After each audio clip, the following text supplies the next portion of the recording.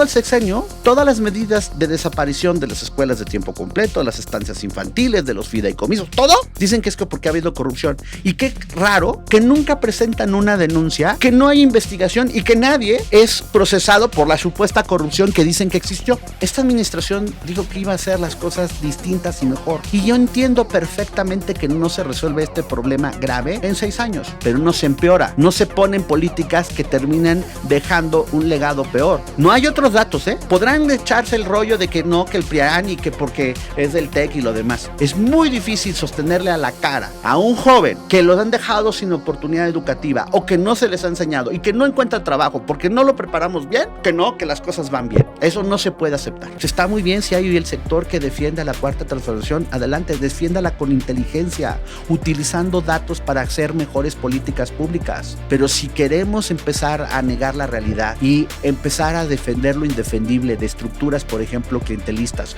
como las que se observan en las escuelas nuestras, como la tomada de pelo que le han hecho a los jóvenes con las universidades Benito Juárez, que tienen problemas serios. Los jóvenes salen a protestar hoy, muchos de los que están en esas universidades, porque ya vieron que les dieron la cara. Que es allí donde uno dice, es que la impunidad nunca va a acabar en este país. Tenemos que apostar por equidad de oportunidades educativas y por una calidad de los aprendizajes. No, calidad no es esta palabra maldita, neoliberal y boberas que escucho.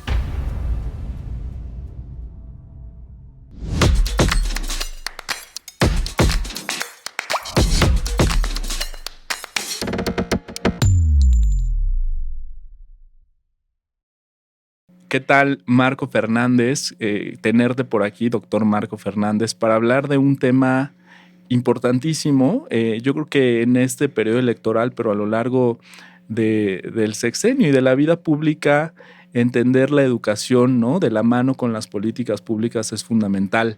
Tú, además de ser académico del Tecnológico de Monterrey, pues participas, ¿no?, en México Evalúa, y creo que ustedes han hecho la fundación en su conjunto y de manera particular, pues una serie de estudios y de iniciativas que tienen que ver con esto y con evaluar la política pública, que es fundamental. Pero quisiera primero agradecerte que estés en este episodio con nosotros, pero también pues empezar a hablar de lo básico, ¿no? ¿Qué entendemos por política pública? Son dos conceptos a veces de los cuales escuchamos hablar en la conversación, pero que entendemos muy poco. Y quisiera que arrancáramos definiendo qué es la política pública y cómo hay, ¿no?, diversos mecanismos para evaluarlas y medirlas. Pues antes que nada, muchísimas gracias por la invitación. El agradecido soy yo. Justo lo que hemos venido haciendo entre la iniciativa de educación con equidad y calidad del TEC de Monterrey y México Evalúa es una serie de trabajos para poder identificar cuáles son los retos principales en materia educativa y cuáles son los esfuerzos, las políticas que el gobierno establece para atender estas problemáticas.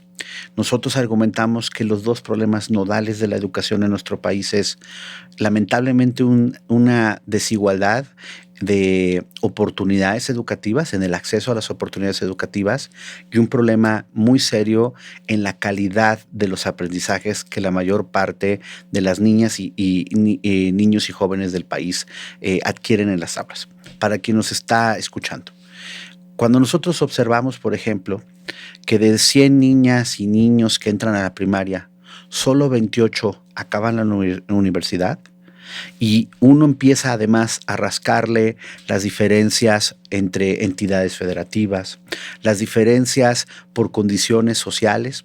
O sea, es mucho más alta la probabilidad, por ejemplo, que una persona cuyos padres estudiaron la universidad alcance niveles de estudios similares a que un joven que viene de una familia, por ejemplo, indígena, o que sus papás o su mamá trabaja de trabajadora doméstica, va a ser mucho más difícil acceder a la universidad.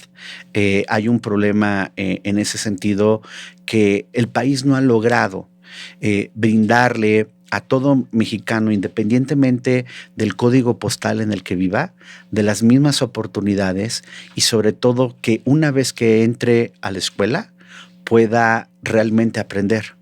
hay además un problema serio entre la brecha de lo que se enseña en las aulas y lo que el mundo laboral está requiriendo. Y eso complica aún más la situación de los jóvenes cuando terminan de estudiar, que puedan transitar de manera exitosa.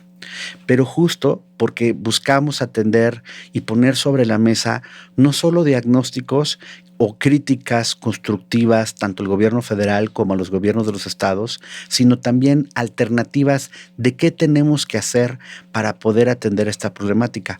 Nosotros, por ejemplo, ahorita, el 15 de mayo vamos a presentar una agenda que le llamamos Aprender Parejo.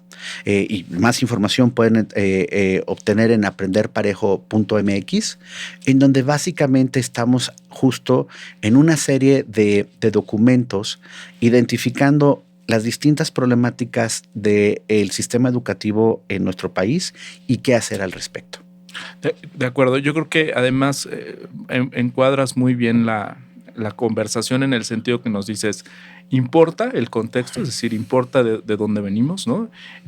Actualmente en México no hemos logrado garantizar que quien ingrese a la primaria concluya sus estudios universitarios, y eso tiene que ver con una serie de condiciones y de características estructurales, pero yo creo, y ustedes eso creo que también lo tienen súper medido, que una política pública adecuada puede ayudar, o al menos tendría que incentivar, ¿no? Hablabas también de la calidad educativa, y en ese sentido yo creo que el diseño de las políticas públicas es fundamental, pero también este puente entre el diseño y la implementación, ¿no? y la ejecución. Y un factor que, si quieres, ahora hablamos un poco cómo ha estado diseñada la política pública, y al menos ustedes en los estudios que han hecho, qué falta, ¿no? Para hacer ese puente ya en la implementación.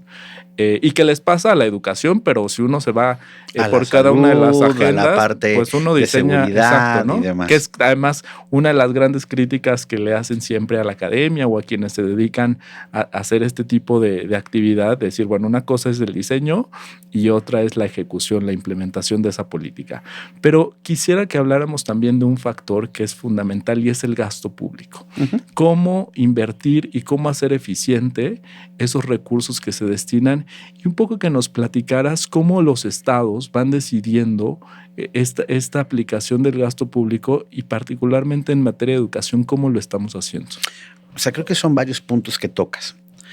Uno, para quien nos escucha, y yo entiendo, yo he estado del lado del gobierno, he estado en organismos internacionales, en la academia y en la sociedad civil organizada. Entonces, justo siempre lo que trato de empujar con mis colegas son propuestas que sean factibles, realistas, que consideren restricciones del orden jurídico, del orden político, del orden presupuestal, porque si no, pues terminan siendo ejercicios, disculpen, ñoños, o sea, que está bonito para publicar, para hacer tesis doctorales, exacto, ¿no? en una revista arbitrada, en un journal, lo que sea, pero que pocas veces impactan en tratar de mejorar distintos aspectos de lo público, en este caso la educación. Claro. Nosotros, por ejemplo, observamos que uno de los grandes desafíos que tienen los gobiernos es que muchas veces desprecian o usan poco la evidencia para guiar cuáles son las propuestas que ponen sobre la mesa para atender varios de estos problemas.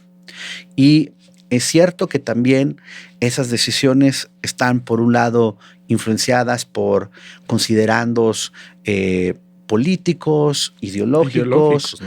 Tienen también que ver con la restricción de cuánta lana tienen, hay dinero, no hay dinero. Por ejemplo, en el gasto en educación, tenemos dos problemas. No gastamos lo suficiente, y lo que gastamos lo hacemos mal, porque ya sea hacemos gasto que muchas veces se hace con corrupción, desviando recursos que se etiquetan para la educación y terminan financiando campañas políticas, o desvío para el beneficio de redes de corrupción, o, por ejemplo, con estas consideraciones, digamos, políticas, terminan de no atenderse el corazón de los problemas. quiero poner un ejemplo. Adelante, sí.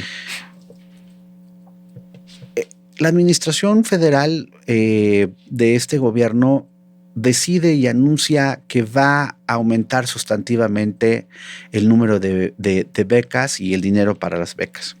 E incluso en el último debate presidencial era un concurso de ver quién era el más populista en términos de quién iba a dar más becas, que si becas generalizadas para la prepa y la universidad, que si becas para la primaria y la secundaria. Bueno, si uno no analizara los datos y solo tuviera la intuición, diría, ¿pero qué está mal con las becas? Ah, bueno, de hacerlas generalizadas, el problema es que no estás atendiendo a los que más lo necesitan y además la investigación ha mostrado que las becas por sí mismo no corrigen el problema que se supone quieren atender de disminuir la probabilidad de que la chica o el chico abandone la escuela. Porque hay una encuesta que levanta el INEGI, se llama la encuesta, te digo, ya se me olvida siempre el nombre, aquí está, la Encuesta Nacional sobre Acceso y Permanencia en Educación. Su edición de 2021 apunta a que los chicos, la principal razón por la cual abandonan la escuela no es la falta de dinero, sino que consideran que para ellos la escuela no es para ellos. Y esto tiene que ver con un problema de aprendizajes, es decir, cuando eran más jóvenes, cuando estaban en la primaria o en la secundaria, como no alcanzan a desarrollar los aprendizajes de las matemáticas o de la parte de ciencias, no comprenden muchos lo que leen. La prueba PISA ha mostrado recientemente esto, que una gran mayoría de los jóvenes no comprenden lo que leen y tienen deficiencias serias en el pensamiento científico, en el uso de las matemáticas para la resolución de los problemas. Esas deficiencias se van acumulando conforme tú vas aumentando tus años escolares. Claro. Y entonces te empiezas a desesperar. Dices, púchale, o sea, a ver, si yo no sé bien fracciones, ¿ok? No voy a entrarle bien a las ecuaciones. Y si no sé hacer bien ecuaciones, no voy a poder entrar a cálculo diferencial y demás. No, es que esto está complicado, me desespero, no, la escuela no es para mí. Y tiro la toalla. Y eso no lo resuelve la beca.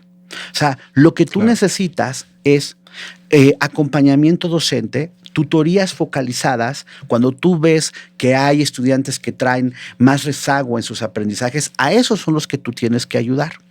Nosotros mostramos, cuando vimos la distribución de la lana que se ha estado dando a las becas, por ejemplo, en el caso de las prepas públicas, nos dicen, es que son universales. No es cierto. Los datos del propio gobierno apuntan a dos cosas.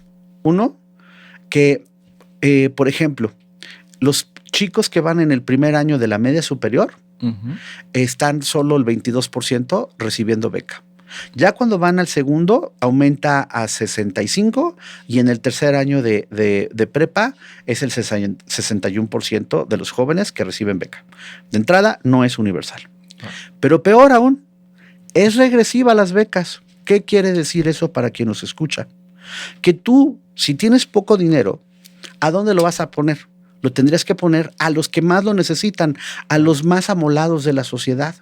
Pero lo que ha hecho esta administración, y son los datos, no hay otros datos, son los datos del propio gobierno, que demuestra, si uno compara las becas de 2018 que se daban al final de la administración anterior y cómo se han distribuido ahora, en 2018, el quintil, es decir, el quinto quintil, es decir, el segmento de la población de mayor ingreso en la sociedad, recibía solo el 2% de las becas. Hoy recibe el 35% de las becas. Es decir, las becas aumentaron para el sector más aventajado de la sociedad.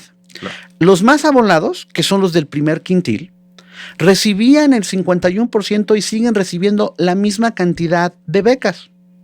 Y uno diría, bueno, pero por lo menos se detuvo la caída de la matrícula y el abandono. Falso.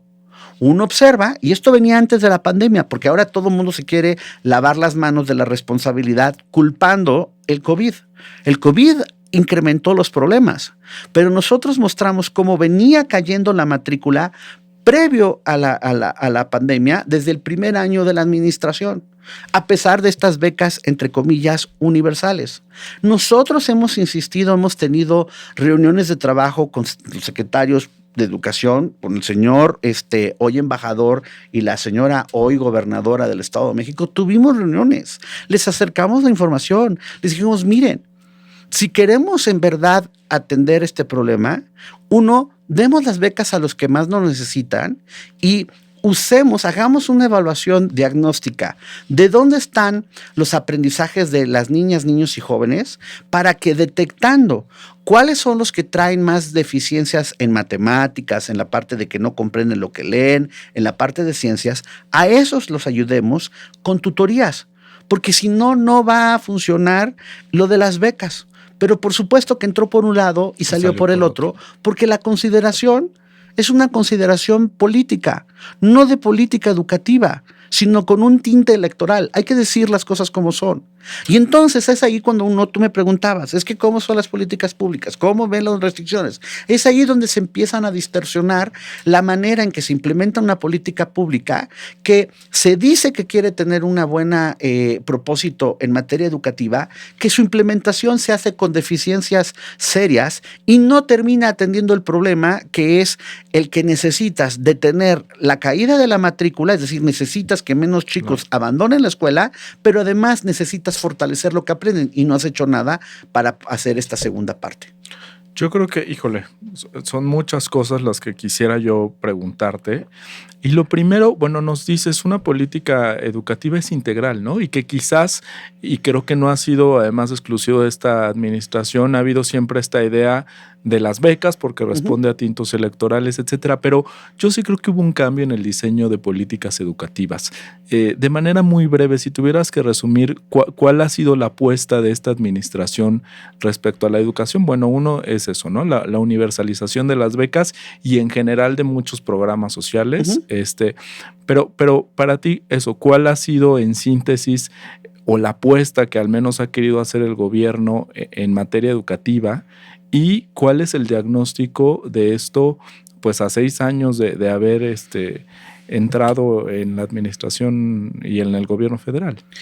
La apuesta creo que ha sido, por un lado, enfatizar el discurso de la comunidad por encima del individuo y, por lo tanto, decir que, por ejemplo, para poder dar dinero para mejorar la infraestructura de las escuelas, van a ser los comités de papás y mamás en las escuelas públicas los que decidan en este programa que se llama La Escuela es Nuestra, cómo se va a utilizar el gasto.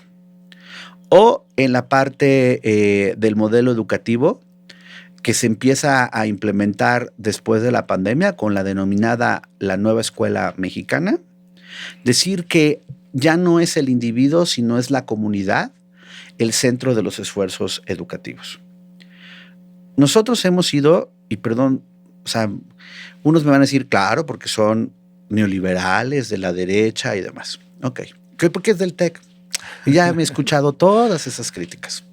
Porque somos incapaces de hablarnos las netas, de empezar a ver objetivamente los datos y en verdad decir, a ver, si tenemos al centro de nuestras preocupaciones que las chicas y los chicos realmente aprendan, que tenga mayor equidad de acceso a la educación, no hacemos este tipo de cosas que ha hecho el gobierno federal. Por ejemplo, la escuela es nuestra. La Auditoría Superior de la Federación va y hace una revisión, hace una muestra, incluso una muestra pequeña de la revisión de este programa y encuentra que más del 60% de las escuelas beneficiadas por este programa tienen problemas serios del ejercicio de los recursos públicos. Cuando le pide en una segunda auditoría a la Secretaría de Educación Pública, dime qué reparaciones se han hecho en las escuelas de un programa que ha recibido más de 110 mil millones de pesos. Claro. La SEP contesta que no tiene la información, que porque son los papás y las mamás los que deciden cómo se hace estas reparaciones.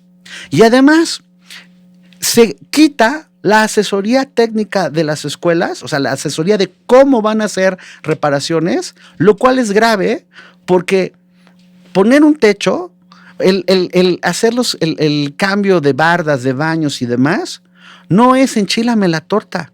Es que tú necesitas tener un acompañamiento técnico para poder asegurar la seguridad de lo que se está haciendo. Ya ha habido accidentes, no es mito.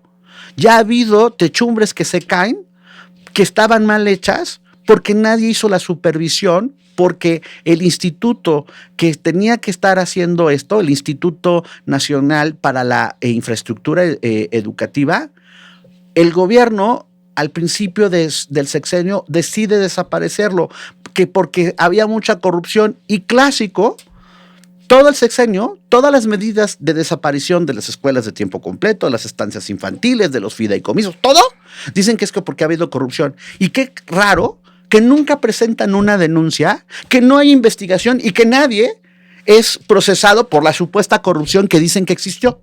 ¿Ok? Claro. No, y que a ver, o sea, nadie la niega, pero esto que estás diciendo es fundamental, o sea, con pruebas y evidencias porque hablar de generalidades, pues es relativamente sencillo, ¿no? Incluso la auditoría en este programa, en unas escuelas en Puebla, documenta que los papás y mamás han sido presionados por los comités de los denominados siervos del bienestar, de la Secretaría del Bienestar, para decirles que tienen que hacer las reparaciones con X o Y proveedor, que si no los sacan del programa, ¿ok? Eso ahí está la Auditoría Superior. Esos no son dichos ni opiniones, eso ahí está. Y la auditoría, que es ahí donde uno dice, es que la impunidad nunca va a acabar en este país. A pesar de que encuentra eso, en vez de establecer justo una denuncia y ordenar una auditoría que se llama forense cuando ya se presume que hay problemas de corrupción y de mal uso de los recursos, ya dice, hay que mejorar el programa. Esa es su recomendación. No hace una sola denuncia, a pesar de que están todos los indicios que la misma auditoría ha comprobado. Entonces, cuando tú me dices cuál es el balance, si haces esta apuesta de supuestamente de la comunidad, cuando tú viste en la pandemia que no les dieron un solo peso a los maestros para tener contacto con sus alumnos y no han querido hacer una evaluación para ver cómo está el estado de los aprendizajes. Y en medio de la crisis que se nos cayó la matrícula, deciden cambiar el modelo educativo en vez de que como en otros países están haciendo. ¿Cómo le hacemos para empezar a corregir lo que los chicos dejaron de aprender, dado lo que se complicó con la pandemia? No. Vamos a hacer una nueva escuela mexicana. Y a los maestros los avientan al ruedo sin darles dinero para la capacitación. Una administración que dijo que iba a dignificar al magisterio. Para quien nos está escuchando, este año 2024 hay 195 pesos por profesor en educación primaria, secundaria y de prepa para su capacitación. 195 pesos por profesor al año. Díganme, ¿cómo se supone que vamos a ayudarle al maestro para que a la hora que esté en el aula pueda hacer sus clases más efectivas, más dinámicas, aprenda a enseñar de manera más efectiva la matemática, la ciencia, la química, etcétera, si no lo capacitas? Y si eso no lo tienes, es muy difícil corregir el problema de los aprendizajes, porque el primer elemento para lograr mejor aprendizaje, ¿qué es? Los docentes. Y si no tienes docentes que se estén preparando para ir mejorando, pues está muy difícil corregir los problemas de aprendizaje. Que, ojo, no empezaron con esta administración. Sí, nadie viene a decir, es que veníamos de una educación finlandesa o, ¿no? O de Corea del Sur con gran equidad y calidad. No, pero justo, esta administración dijo que iba a hacer las cosas distintas y mejor. Y yo entiendo perfectamente que no se resuelve este problema grave en 6 años, pero no se empeora. No se ponen políticas que terminan dejando un legado peor. Hoy, este sexenio va a acabar con menos jóvenes en las prepas del país que con las que inició. ¿Ok? 116,000 jóvenes menos que como inició. ¿Ok? Entonces, cuando me dicen de legado, otra vez, no hay otros datos, ¿eh? Podrán echarse el rollo de que no, que el PRIAN y que porque es del TEC y lo demás.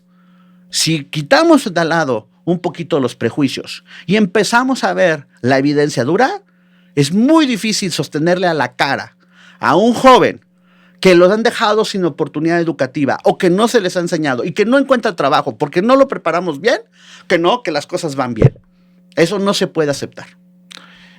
Híjole, Marco, pues nos dejas un diagnóstico difícil, digo, muy, muy claro también en lo que estás exponiendo, porque yo creo que los datos están ahí y que al final se habló mucho de los libros de texto, etcétera. Para mí era como la punta del iceberg, ¿no? O sea, digamos, al final las grandes complejidades son estas, la capacitación y de los profesores, la infraestructura, ¿no? Se ha hablado mucho de la calidad educativa, o sea que también no egresando más alumnos quiere decir que lo estás haciendo mejor. Yo creo que el tema de la educación ha sido un problema serio de México en los últimos años y yo te diría por décadas, ¿no? Y ahí pues no hemos encontrado una política que nos lleve pues a mejores resultados, ¿no? Es que creo que eso se debe por dos razones. A ver, dinos. Por un lado, hay constantemente el uso político de quién va a ser secretario. Mandan a gente que no sabe de educación y ya está ahí yéndose a otras cosas. Y el otro problema, y hay que decirlo con todas sus letras, es una responsabilidad compartida de la sociedad, de quien nos escucha. Cuando uno ve las encuestas y, por ejemplo, la encuesta de calidad de servicios públicos del INEGI, y se le pregunta a la gente cómo está satisfecha o no sobre la educación que recibe, 75% está satisfecha. Nosotros levantamos una encuesta entre papás y mamás de escuelas públicas, 3 encuestas de hecho, en los últimos 3 años, una encuesta nacional. Y les preguntamos, por ejemplo, oigan, ¿sus hijos tuvieron afectaciones en sus aprendizajes? 75% nos dijo que sí. Oigan, ¿las escuelas a las que van sus hijos están haciendo acciones para poder atender este problema? 50% dijo que sí, 50% dijo no. Luego les preguntamos 2 cosas. Oigan, ¿ustedes estarían dispuestos a recortar el número de días de vacaciones para poder empezar a tener más clases y compensar lo que dejaron de aprender sus chicos? Solamente está a favor 25%. ¿Usted quiere tener clases los sábados? El 21%. Hay una mayoría, un 30 y tantos por ciento, 32% por ahí, que vive en la ilusión de que los jóvenes van a poder aprender lo que dejaron de aprender en el mismo tiempo de la escuela. Y se les preguntó, oiga, ¿usted está satisfecho con las acciones que el gobierno hizo en materia educativa durante la pandemia? 70% dijo que sí. Si tenemos una ciudadanía que no es crítica, que es incapaz de exigir el verdadero ejercicio del derecho educativo, los políticos no van a tener la presión para empezar a establecer políticas de que se toman en serio la educación. Todo mundo se llena la boca con el discurso educativo. A la hora de hacer políticas bien hechas, encaminadas a atender estos problemas nodales de acceso y de calidad, empieza el problema. Y ese problema es porque no tienen allá afuera la presión social para decir, necesitamos tener una mejor educación. Queremos atender el problema de la pobreza, queremos atender el problema de la desigualdad, tenemos que apostar al tema educativo. Completamente, ¿no? Y yo creo que eso sí nos toca a todos, es un tema cultural, ¿no? Pues digo, finalmente, o sea, ver la educación como la gran... Yo ahí sí, digo, son palabras muy seguramente las escucho muchas veces, lo que decías, todo el mundo hablamos de la educación y qué es la apuesta y que...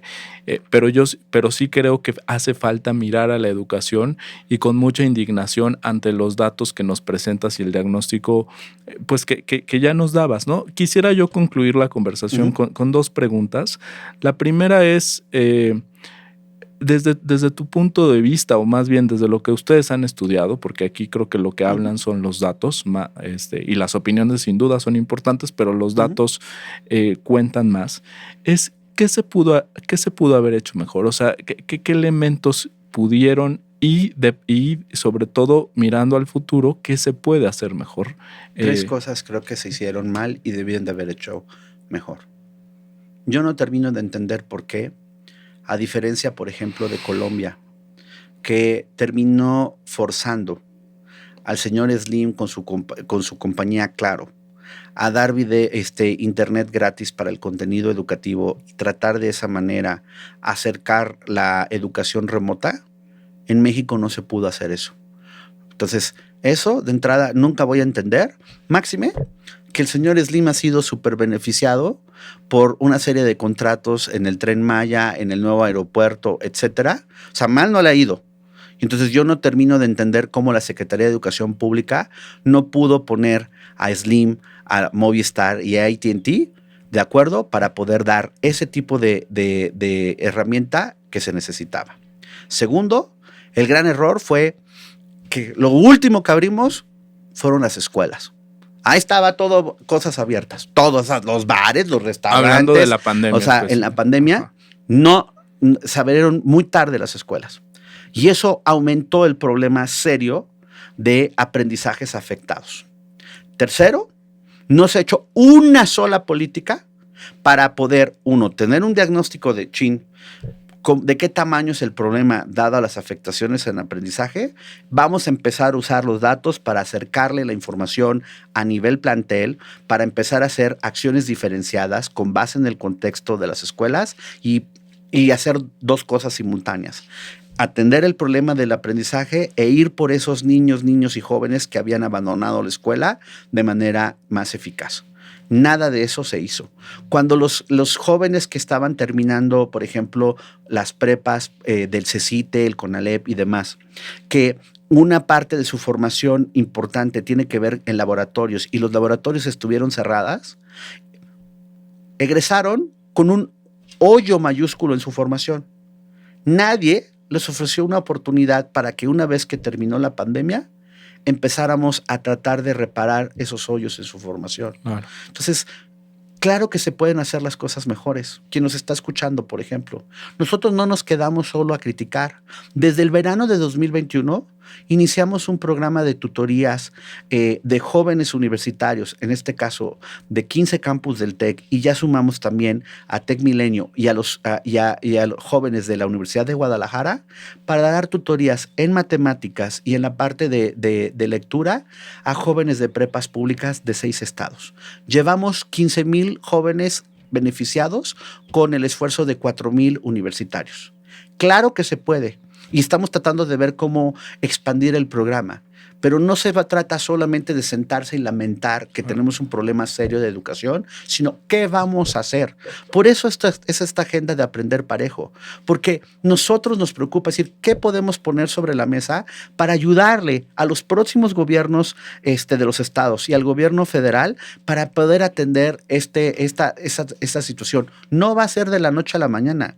Pero si no nos involucramos, si no nada más nos indignamos y criticamos y no hacemos nada y no ponemos propuestas sobre la mesa que sean realistas, no se va a resolver así como por arte de magia este problema mayúsculo que tiene el país. Oye, híjole, es que de verdad podríamos hacer varios episodios. Me quedo con muchas preguntas pero también con mucha claridad. O sea, porque creo que sí, uno de los grandes temas ha sido la educación, ¿no? Del sexenio. Yo creo que, y preguntarte ya por último, el tema del modelo educativo, esto que llamaron la nueva escuela mexicana. Digo, yo he escuchado a quien lo defiende y creo que como modelo está bien. O sea, suena coherente, me parece que es una apuesta interesante, en fin. Pero, ¿por qué es tan complicado que eso funcione? Es decir, o sea, ya hablábamos un poco de la infraestructura, la capacitación de los docentes. ¿Ustedes ven que de persistir esto, pues vamos a decir, fracasará el modelo? O sea, porque en esencia no suena mal. Uno lo escucha, uno lo lee, y al menos, pues dices, ok, yo creo en eso, ¿no? O sea, pero cómo eso, volvemos al inicio de la conversación, ya operativamente, pues se vuelve complicadísimo. Mira, hay dos nuevos modelos educativos. Uno para educación básica, uno para media superior. En media superior, por ejemplo, una de las cosas que se apuesta es cambiar en algunos subsistemas el número de horas de enseñanza. ¿Ok? Se quitan unas horas de un lado, se ponen para nuevas asignaturas y se habla siempre de la transversalidad en la forma de la enseñanza. Es decir, cuando tú estás enseñando ciencias sociales, también utilizar ejemplos para desarrollar la parte de matemáticas o de la parte de ciencias y demás. Dos problemas ahí. Uno, ¿cuánto dinero mandó a los estados para la implementación? Porque iba a tener un impacto en contratar maestros este modelo. Cero. La federación dijo, no hay dinero. A estados se encuentran la manera de implementarlo. ¿Qué está pasando en la práctica? Los estados están simulando que se está aplicando este modelo educativo porque no hay dinero y ya están empezando a tener problemas del orden laboral porque pues, los maestros están inconformes diciendo, me quieres poner a enseñar más clases cuando no me estás haciendo el pago respectivo y no estás contratando a los profesores para poder atender estas nuevas necesidades. Y segundo, nadie ha capacitado a los maestros para poder hacer la parte transversal. Esto te ejemplifica que otra vez, o sea, cuando las cosas se hacen desde el escritorio y no van y ven la realidad de los planteles, termina pasando este tipo de desastres en donde, insisto, hay problemas múltiples. Las habilidades y conocimientos básicos de matemáticas, de comprender lo que leen y de ciencias, no lo hemos desarrollado. Y ahora, además, tenemos un problema muy serio de que no hemos podido atender la parte socioemocional que tiene un impacto importante en el aprendizaje de los estudiantes, y hay una brecha creciente entre lo que aprenden los chicos y lo que el mundo laboral requiere. Y no se está haciendo nada para poder acotar esa brecha. Entonces, sí, discúlpenme, pero es muy difícil ver de dónde vamos a sacarle agua a la piedra para decir que las cosas están bien. Faltaría la verdad si no pusiéramos sobre la mesa todas estas problemáticas. ¿Y qué vamos a hacer para empezar a corregirlas? Insisto, de entrada, sí tenemos que involucrarnos. Para quien nos está escuchando, para los universitarios. O sea, necesitamos gente crítica, participativa, o sea, dispuesta a analizar con rigor los datos, quitándose la venda ideológica, o sea consistente o no con el partido de nuestra preferencia. Pues está muy bien si hay el sector que defiende la cuarta transformación, adelante, defiéndala con inteligencia, utilizando datos para hacer mejores políticas públicas. Si al país le va bien, a los partidos políticos que están gobernando les va bien.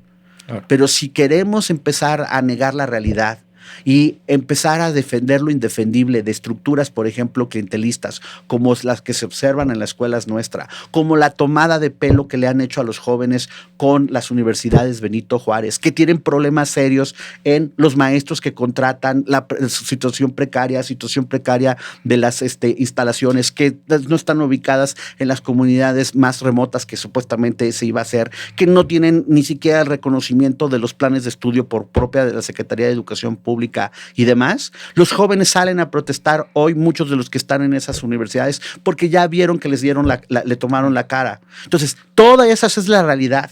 Entonces, sí tenemos que entrarle a este tema si queremos, si queremos potenciar nuestra posibilidad de futuro, mejorar las posibilidades del desarrollo e, insisto, atender puntualmente el tema de desigualdad y el de pobreza, tenemos que apostar por equidad de oportunidades educativas y por una calidad de los aprendizajes. No, calidad no es esta palabra maldita, neoliberal y boberas que escucho. Si no aprendes lo que se necesita, si no comprendes lo que lees, ¿cómo se supone que vamos a evolucionar para un mejor futuro? La escuela transforma la vida de las personas. No es solo para trabajar, es para su desarrollo integral. Pero si no lo prepara al joven para tener los elementos necesarios para eventualmente transitar exitosamente el mundo laboral, le vimos la cara a ese joven y no le cumplimos con lo que requiere para prepararse a lo largo de su vida. Pues ahí está. Y creo que el reto y lo que nos dejas es, independientemente de quién llegue, están ahí. Yo creo que tendrá que haber un cambio y, como dices, como sociedad indignarnos de la situación que vivimos, pero también yo creo que reconocer cuando las cosas se hacen y se hagan bien y actuar. Pues te agradezco muchísimo. Espero que no sea la última vez que nos acompañes. Gracias.